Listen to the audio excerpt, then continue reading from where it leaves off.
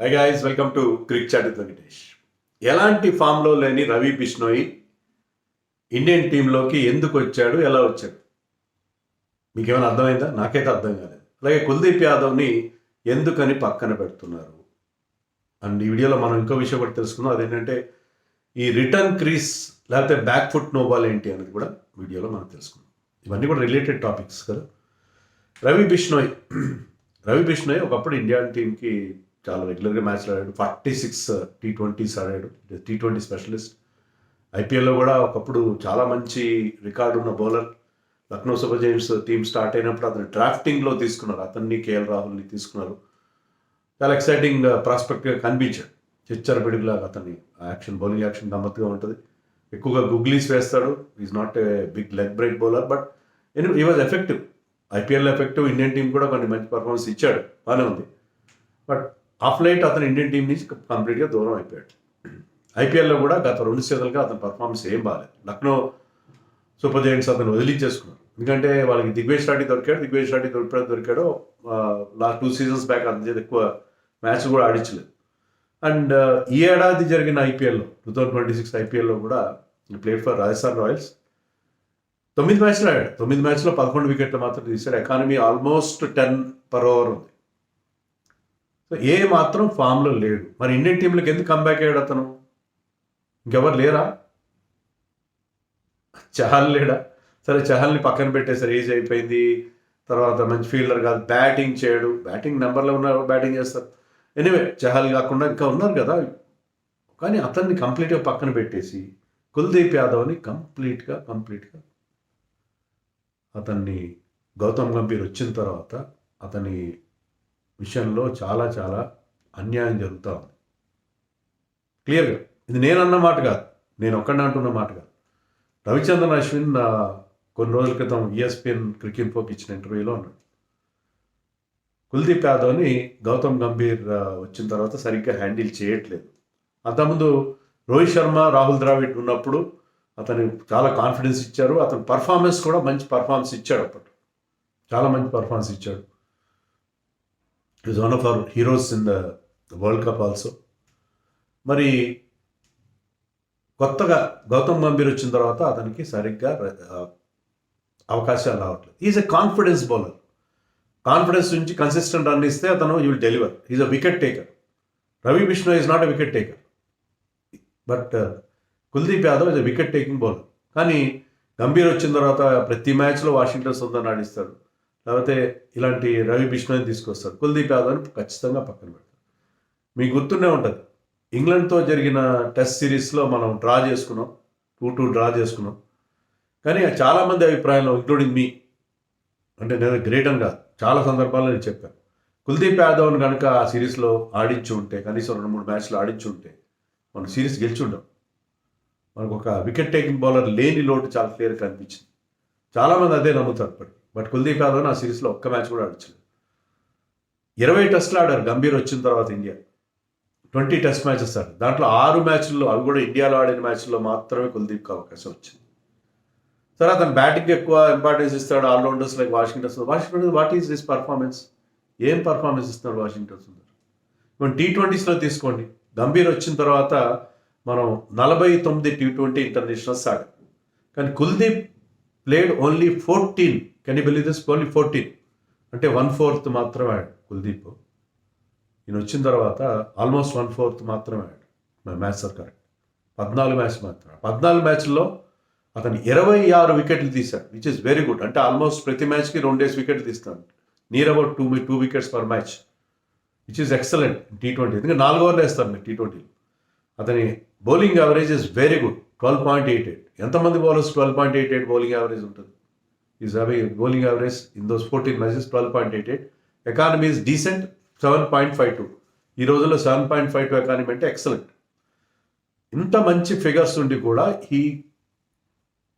he played only very few matches under Gambhir's regime. T20 world కప్లో ఒకే ఒక match ఆడాడు. కొలంబోలో జరిగిన match against Pakistan, spin track అని చెప్పి అక్కడ ఆడిచ్చారు. ఆ మ్యాచ్లో he was most economical bowler. 3 ఓవర్లు వేసి 14 రన్స్ మాత్రం ఇచ్చి 1 వికెట్ తీశాడు. 14 రన్స్ ఇచ్చాడు 3 ఓవర్లో, ఫుల్ కోటా కూడా రాలేదు. బట్ ఆ 3 ఓవర్లో చాలా ఎఫెక్టివ్గా ఓవర్కి 4.5 రన్స్ మాత్రం ఇచ్చి చాలా ఎఫెక్టివ్గా బౌలింగ్ వేశాడు. Most economical bowler in that match for us. కానీ మరే మ్యాచ్లో అతనికి అవకాశం రాలేదు. వరల్డ్ కప్లో ఒకే ఒక మ్యాచ్ ఆడాడు, మనం గెలిచిన 2026 T20 వరల్డ్ కప్. వేరే వాషింగ్టన్ సొంత 2 మ్యాచ్లు ఆడాడు. దాంట్లో ఒక మ్యాచ్లో అతను బ్యాటింగ్ వచ్చి 11 రన్స్ చేశాడు. 2 మ్యాచ్లు ఆడాడు, 2 మ్యాచ్లో ఒక్క వికెట్ కూడా రాలేదు. 6 ఓవర్లు వేశాడు 2 మ్యాచ్లు. సో వాషింగ్టన్ మీరు అవకాశాలు ఇస్తారు, కుల్దీప్ని పక్కన పెడతారు. ఇది ఏ రకంగా న్యాయం నాకు అర్థం కాదు. అంటే ఇప్పుడు రవి బిష్ణోయిని ఎందుకు తెర మీద తీసుకొచ్చారు? ఎలాంటి ఫామ్లో ఉన్నాడని తీసుకొచ్చారు? తీసుకొస్తే అతను 3 నో బాల్స్ వేశాడు. ఇది ఒక రికార్డు.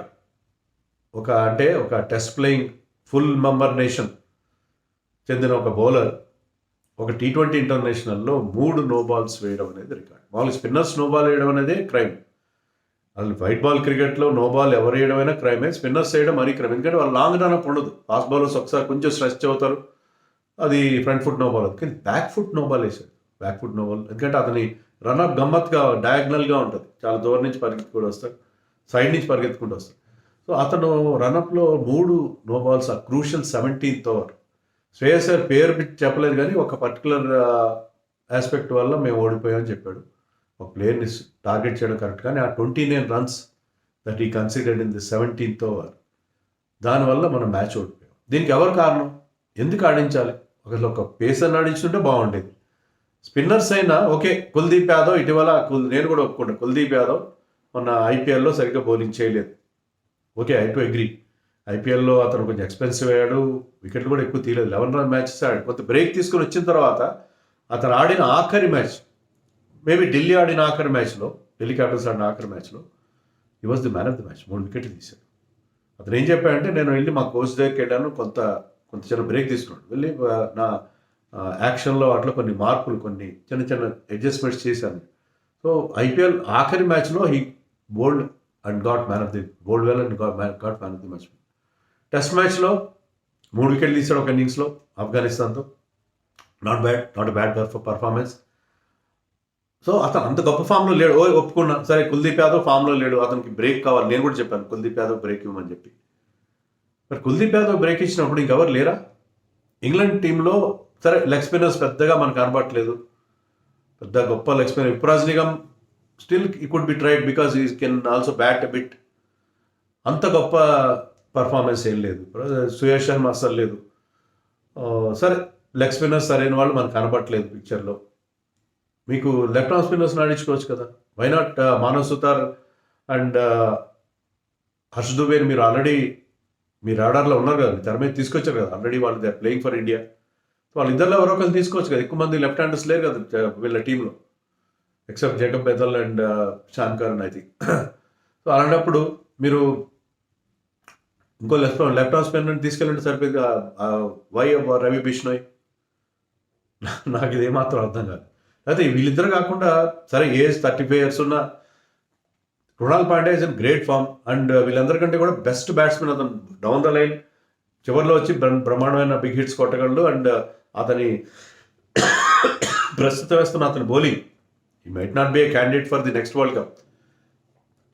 అతన్ని ఆడించుకోవచ్చు.